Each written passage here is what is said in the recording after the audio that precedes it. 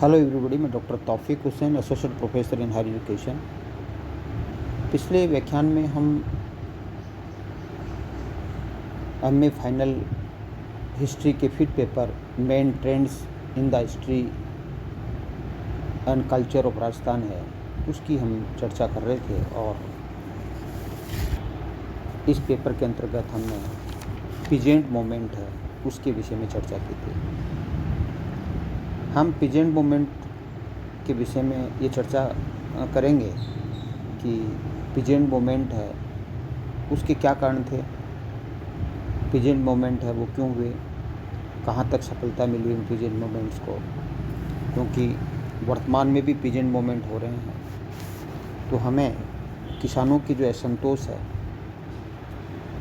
उसको समझने में हमें सहायता मिलेगी। देखिएगा, जहाँ तक राजस्थान के जो पीजेंट मोमेंट का प्रश्न है, ऐसा माना जाता है कि राजस्थान का जो आधुनिक राजस्थान का जो प्रथम किसान आंदोलन है वो मेवाड़ रियासत में जो चित्तौड़गढ़ का जो रश्मि परगना है वहाँ का जो मार्तकुंडिया नामक जगह है, वहाँ से 22 जून 1880 को प्रथम किसान आंदोलन हुआ। और जो कि 22 जून 1880 को हुआ, तो ये पहला किसान आंदोलन था। और प्रारंभ में जो किसान आंदोलन हुए वो एक जातीय आधार पर है, वो आंदोलन प्रारंभ हुए। और ये मेवाड़ का जो प्रथम किसान आंदोलन है, ये हम राजस्थान का प्रथम किसान आंदोलन कहें, ये एक प्रकार से हम कह सकते हैं कि ये किसान आंदोलन है वो जाट किसान आंदोलन था।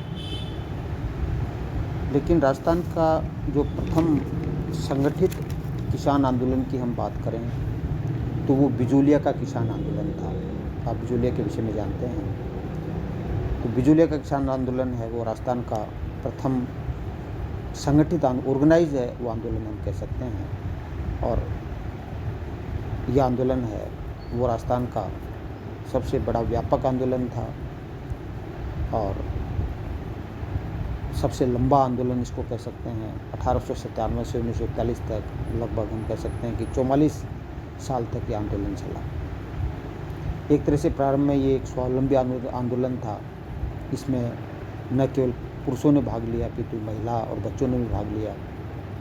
और इस आंदोलन ने कुछ ऐसे नेताओं को पैदा किया जिन्होंने बाद में राजस्थान के राजनीतिक जागृति में महत्वपूर्ण भूमिका, या राष्ट्रीय आंदोलन में महत्वपूर्ण भूमिका अदा करने वाले जो प्रजामंडल आंदोलन है उसमें महत्वपूर्ण भूमिका अदा की। और सबसे बड़ी बात यह थी कि ये जो बिजोलिया का किसान आंदोलन है वो एक तरह से अहिंसात्मक आंदोलन था। इतने लंबे समय तक चलने के पश्चात भी इसमें हमें हिंसा नहीं देखने को मिलती है। तो किसान आंदोलन, जो संगठित किसान आंदोलन है वो बिजोलिया का किसान आंदोलन था। और इस आंदोलन के प्रभाव से ही है या प्रेरणा से ही है राजस्थान के अन्य हिस्सों, विभिन्न हिस्सों के अंदर है वो किसान आंदोलन होते हैं।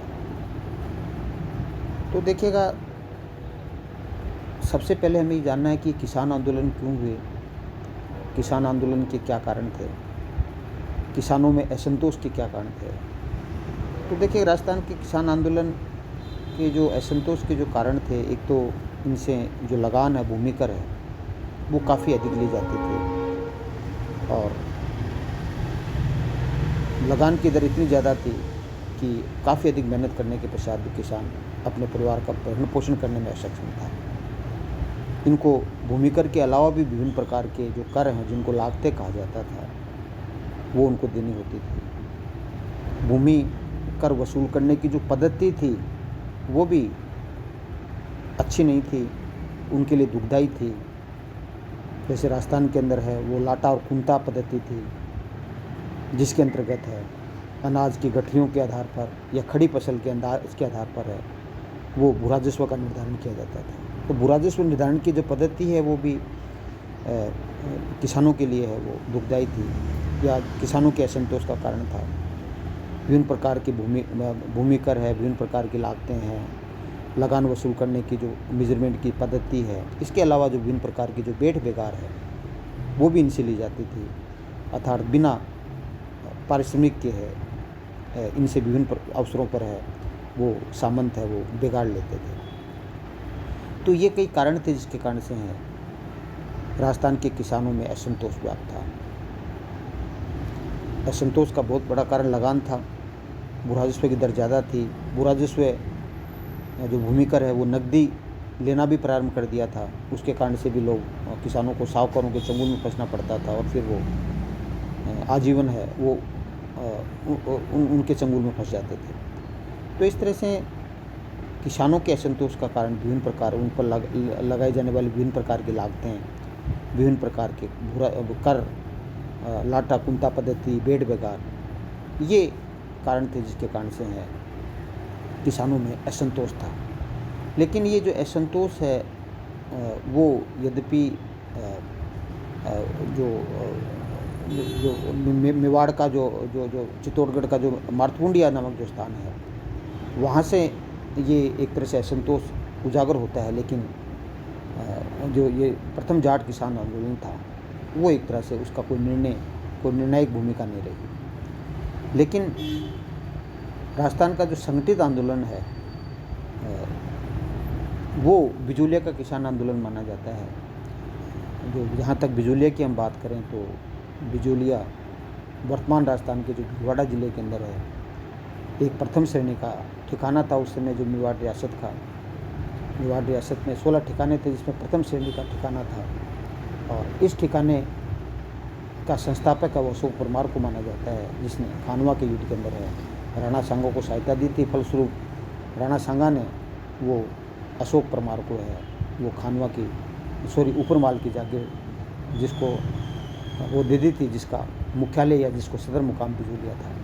तो बिजूलिया है वो जो भिलवाड़ा ज़िले में स्थित है। और इसकी जो भौगोलिक स्थिति थी वो ऐसी थी कि किसान है वो एक स्थान से दूसरे स्थान पर है वो आसानी से पलायन कर सकते थे। जहाँ एक और कोटा बूंदी की सीमाएं लगती थी वहीं एक एमपी की सीमा, ग्वालियर की सीमा भी उससे लगती थी। तो बिजूलिया की जो भौगोलिक स्थिति थी वो किसानों के लिए उपयुक्त थी, आंदोलन करने के लिए भी उपयुक्त थी। आंदोलन के दबाने के समय वो इधर उधर पलायन कर सकते थे। तो बिजूलिया का जो किसान आंदोलन है वो एक प्रकार से हम कहें कि 1897 से प्रारंभ होता है, क्योंकि आप जानते हैं कि जो बिजूलिया का जो जागीरदार केशव दास था उसके समय में जो सामंत और किसानों के संबंध ठीक थे।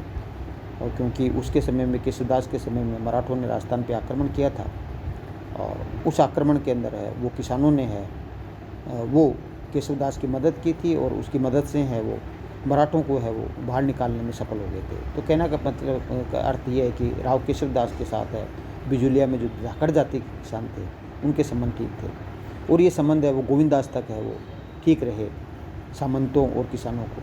लेकिन 1894 में जब गोविंददास की मृत्यु हो गई तो ऐसी स्थिति के अंदर है राव कृष्ण सिंह है वो बिजूलिया का जागीरदार बना और यहीं से ही है बिजूलिया के जागीरदार और किसानों के मध्य है वो असंतोष है वो व्याप्त हो जाता है, टकराव पैदा हो जाता है।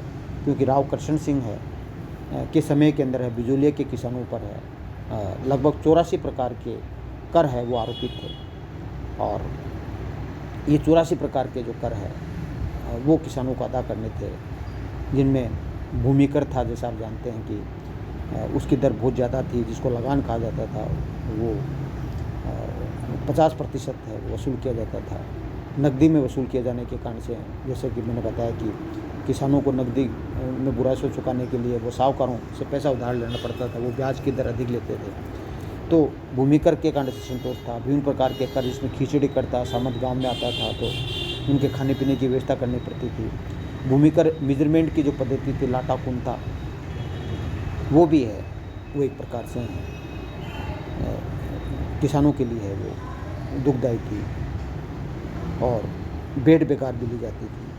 तो इस तरह से क्या है कि इन करों के विरोध के अंदर है वो एक तरह से क्या है कि बिजूलिया की जो धाकड़ जाति की जो पंचायत थी उसने आंदोलन प्रारंभ किया, लेकिन उसका कोई परिणाम है वो नहीं निकला। लेकिन बिजूलिया के किसान आंदोलन का जो वास्तविक जो प्रारंभ है वो एक प्रकार से हम कह सकते हैं कि 1897 के अंदर है वो प्रारंभ होता है और राव कृष्ण सिंह के समय के अंदर है वो जो पास की गिरधारीपुरा नामक जो स्थान था, वहाँ पर धाकड़ जाति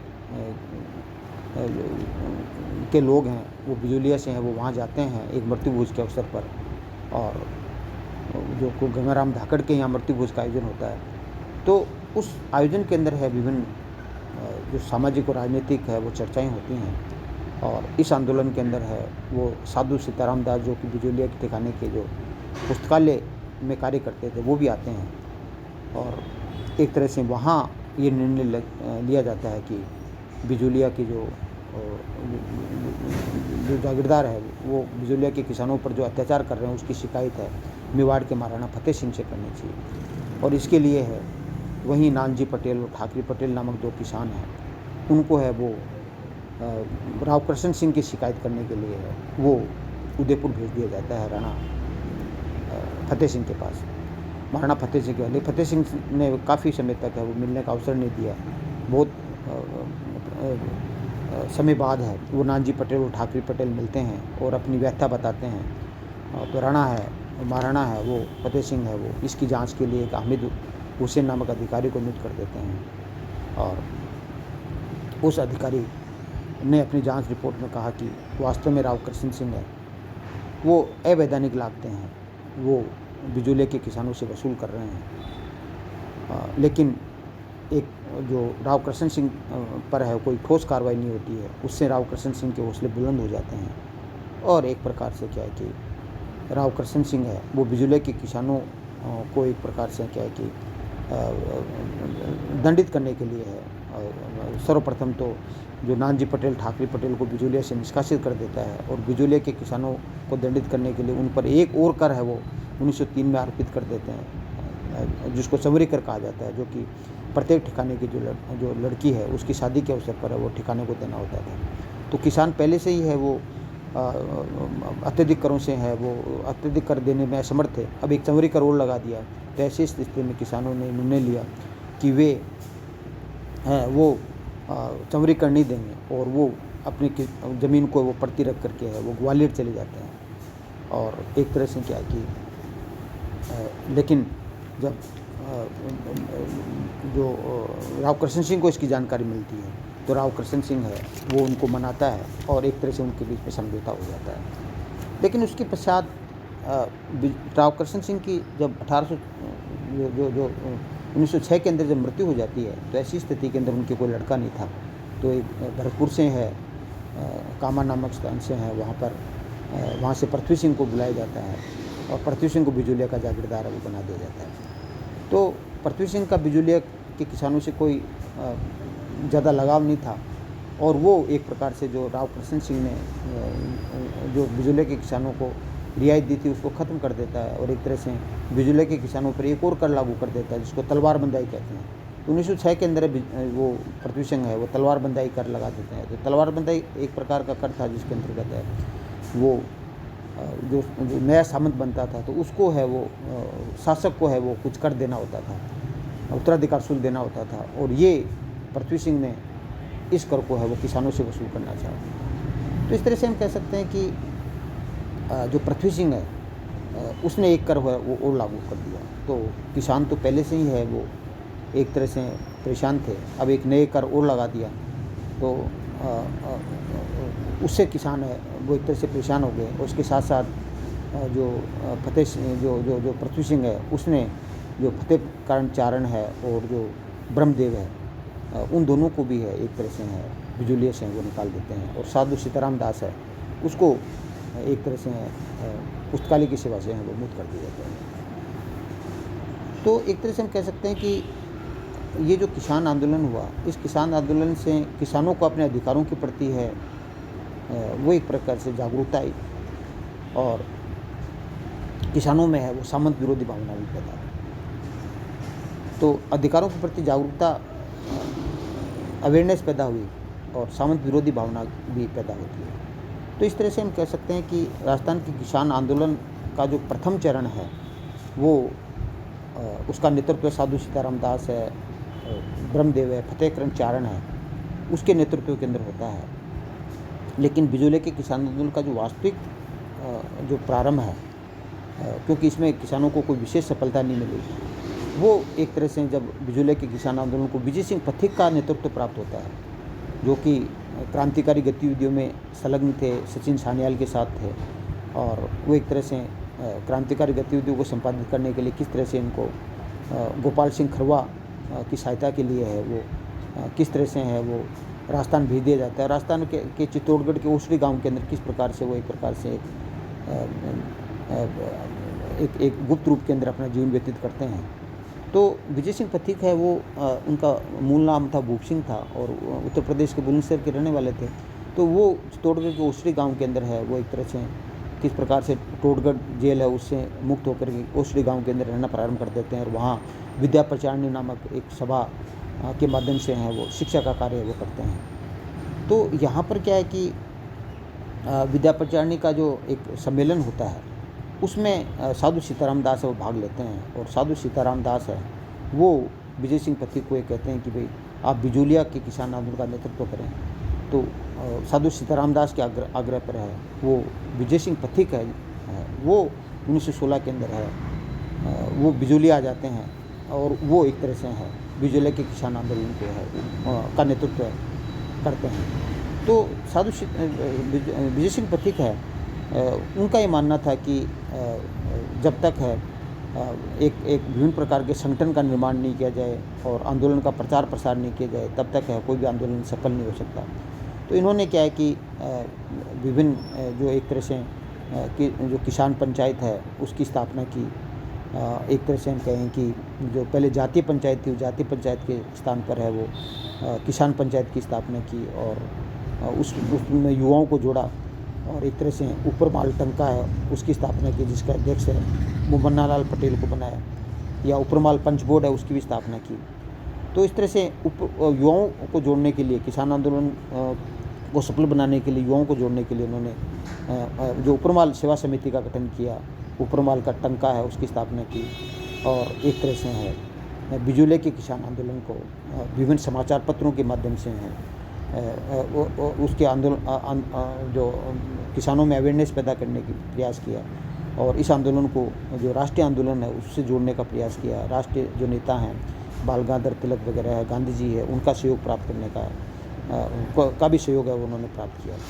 तो इस तरह से क्या है कि बिजोले के किसान आंदोलन का नेतृत्व जब विजय सिंह पथिक के नेतृत्व के पास आ जाता है तो वो किस प्रकार राजस्थान सेवा संघ की स्थापना करते हैं और राजस्थान सेवा संघ के साथ ही वो किस प्रकार जो नवीन राजस्थान, तरुण राजस्थान या राजस्थान केसरी है और तरुण राजस्थान जैसे समाचार पत्र हैं जो कि जो राजस्थान केसरी वर्धा से निकलता था, तरुण राजस्थान अजमेर से निकलता था, उसके माध्यम से किस प्रकार से उन्होंने एक तरह से है वो ये राजस्थान के किसानों को है वो संगठित करने का प्रयास किया। और इस तरह से क्या है कि राजपूत जो मध्य भारत सभा जो कि जमनालाल बजाज ने जिसकी स्थापना की थी उनके माध्यम से भी है वो एक तरह से राजस्थान के किसान आंदोलन है उसको संगठित करने का प्रयास किया। तो राजस्थान में संगठित किसान आंदोलन की शुरुआत करने का जो श्रेय है वो विजय सिंह पथिक को हो जाता है। तो अगले व्याख्यान में हम ये चर्चा करेंगे किस प्रकार विजय सिंह पथिक है उन्होंने बिजोले के किसान आंदोलन को किस तरह से वो आगे बढ़ाया और किस प्रकार उनको सफलता मिली। Thank you. जय हिंद, जय भारत।